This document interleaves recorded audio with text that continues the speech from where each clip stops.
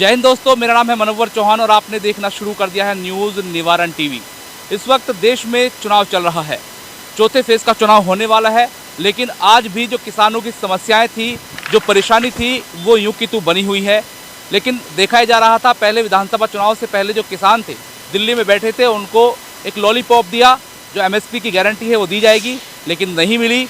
विधानसभा का चुनाव भारतीय जनता पार्टी ने उत्तर प्रदेश में जीत लिया, लेकिन अब लोकसभा चुनाव है और अभी भी देखा जा रहा है कि पूरा जो मोदी की गारंटी में एमएसपी का जो जिक्र है वो नहीं है, जबकि राहुल गांधी ने साफ किया है कि वो एमएसपी देंगे। लेकिन इस वक्त देखा जा रहा है कि जो जितने भी किसान संगठन थे वो इस वक्त निष्क्रिय हैं और चुनाव में किसी तरह का भी बयान नहीं दे रहे हैं। मेरे साथ किसान संगठन के राष्ट्रीय अध्यक्ष हैं। सर, क्या नाम है आपका, पूरा परिचय दीजिएगा। राजेंद्र यादव, राष्ट्रीय अध्यक्ष भारतीय किसान संगठन। भारतीय किसान संगठन। सर, देखा जा रहा है फोर्थ फेज का चुनाव होने जा रहा है, कोई भी जो किसान यूनियन जितने भी हैं उनको कोई अध्यक्ष किसी भी तरह का बयान देने से डर रहा है, बच रहा है, और पता नहीं ऐसा क्यों है, जबकि एमएसपी की गारंटी की आप बात कर रहे थे और किसान जो आज भी देखा जा रहा आंदोलित है, पंजाब से लेकर के हरियाणा, यूपी सभी जगह के किसान परेशान है, फिर भी किसी प्रकार का कोई आह्वान नहीं है। और जबकि चुनाव से पहले तरह तरह की बातें की जा रही थी। जहां मौजूद है ये मुजफ्फरनगर से सटा इलाका है, यही तमाम संगठन है, यही तमाम अध्यक्ष हैं। कुछ कहना चाहेंगे सर?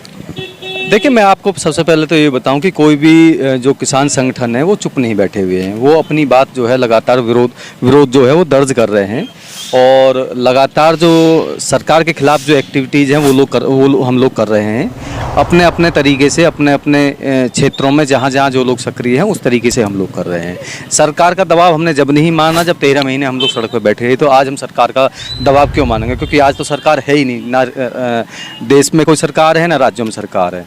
पूरी तरीके से राष्ट्रपति शासन लगा हुआ है, चुनाव चल रहा है, तो सरकार का तो कोई डर भय किसी के जब नहीं था तो अब भी नहीं है। दूसरी बात आती है, क्योंकि यहाँ पर जो किसान जो होते हैं, किसान संगठन जो होते हैं वो अराजनीतिक संगठन होते हैं। इनका अगर कोई इस विरोध का कोई फ़ायदा उठा सकता है तो वो विपक्ष उठा सकता है। कहीं ना कहीं विपक्ष जो है डरा हुआ है, दबा हुआ है।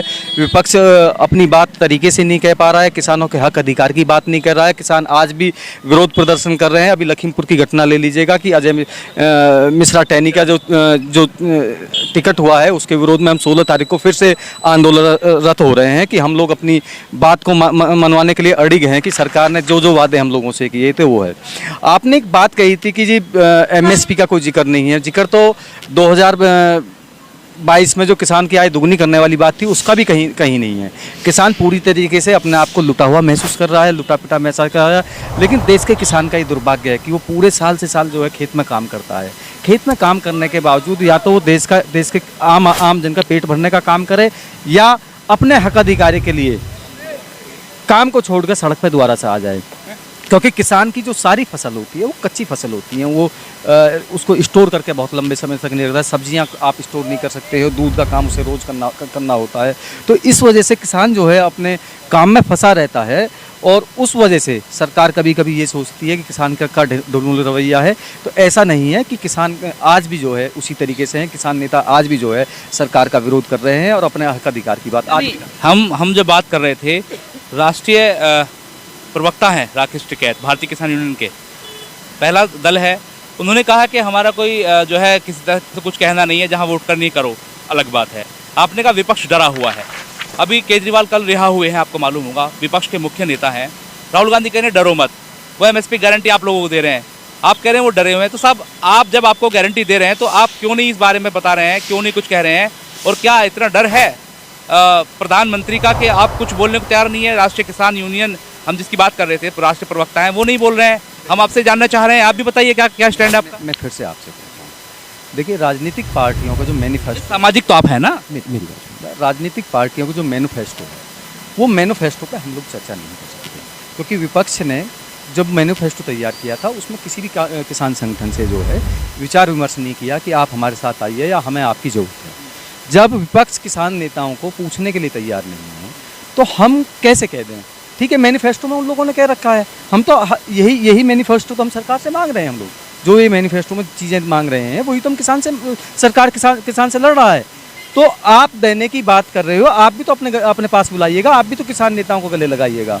किसान नेता अगर यहाँ चला जाता है तो आप लोगों के माध्यम से आवाज़ उठती है जी, किसान जो है, किसान संगठन जो है वो अपने मार्ग से जो है विचलित हो गए हैं, मार्ग उन्होंने बदल दिया है, वो राजनीति की रोटियां सेकने पर लग रहे हैं। तो किसान संगठनों के, किसान नेताओं बड़े दुविधा में होते हैं। हम तो सीधी सीधी बात करते हैं, हम अपने अधिकार, हक अधिकार की बात करते हैं हम लोग। रहा सवाल कि कोई राष्ट्रीय प्रवक्ता या किसी भी यूनियन का, किसी भी संगठन का कोई नेता हो सकता है, व्यक्तिगत रूप से कोई अपने बयानबाजी नहीं कर रहा, वो उसकी अपनी मजबूरी हो सकती है। लेकिन ऐसा मुझे सुनने में या ऐसे को देखने में नहीं आया है कि कोई भी किसान नेता जो है वो पीछे हटा हुआ है, वो उसी तरीके से लड़ाई लड़ रहा है। और ये तो दुर्भाग्य की बात है, क्या कहते हैं कि किसानों पे हमेशा ना आक्षेप लगते आए हैं, किसानों को दोहरे चश्मा से आम आदमी देखता है। यहाँ के किसानों जहाँ मौजूद हैं, यहाँ के किसानों ने अपने मीटर उखाड़े ट्यूबवेल के, और वो पश्चिमांचल विद्युत वितरण निगम में जमा कर दिए। और यहीं आसपास के मंत्री हैं, उनको भी उन्होंने आग्रह किया कि ये क्या हो रहा है। आपने तो कहा था 2022 में चुनाव हो रहा था, सूचना प्रसारण मंत्रालय के जो मंत्री हैं वो यहाँ आए थे, कह रहे हम जो है बिजली फ्री कर दें किसानों को। आपको कहीं ना कहीं इसमें भी ठगा गया। गन्ने की अगर बात कर लें तो कोई रेट अभी तक नहीं खास बढ़ाया गया, और उसका रेट जो गन्ने का, उसका पेमेंट भी समय पर नहीं होता। ऐसी कई सारी चीज़ें हैं जो इकट्ठा हो गई, लेकिन आप कह रहे विपक्ष भुना नहीं पा रहा है। लेकिन आपको भी तो आवाज़ अपनी बुलंद करनी चाहिए। अब ये देखिए, पंजाब के किसान बैठे हैं अभी तक भी, लेकिन यूपी के किसान क्या कर रहे हैं सर? मैं आपको बता देता हूँ कि 20 रुपया अभी गन्ने का मूल्य बढ़ाया था, वो ऊँट के मुँह में जीरे वाली कहावत थी।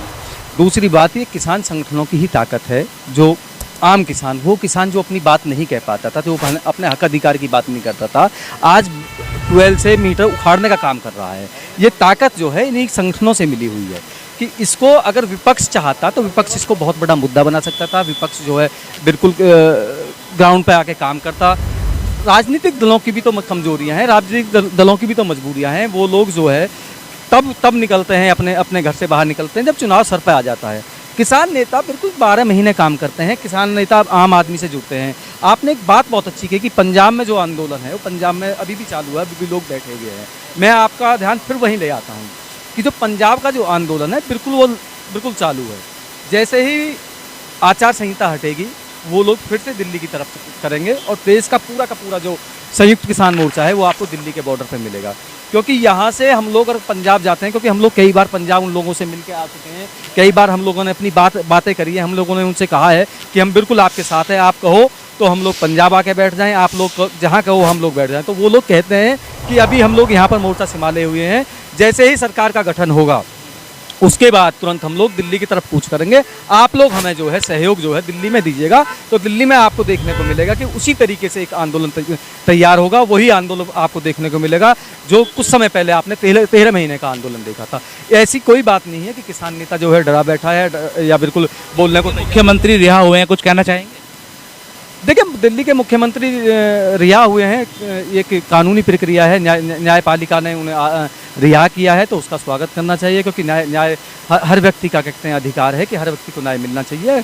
और न्यायपालिका ने उन्होंने देखा है कि हाँ ये दोषी नहीं है, तो उन्हें जमानत मिल गई है, तो उसमें क्या है, वो आके अपने चुनाव की तैयारी करें। उज्जवल भविष्य की हम लोग कामना करते हैं। चुनाव लगभग हो गया है, आधा बचा है, कोई संदेश?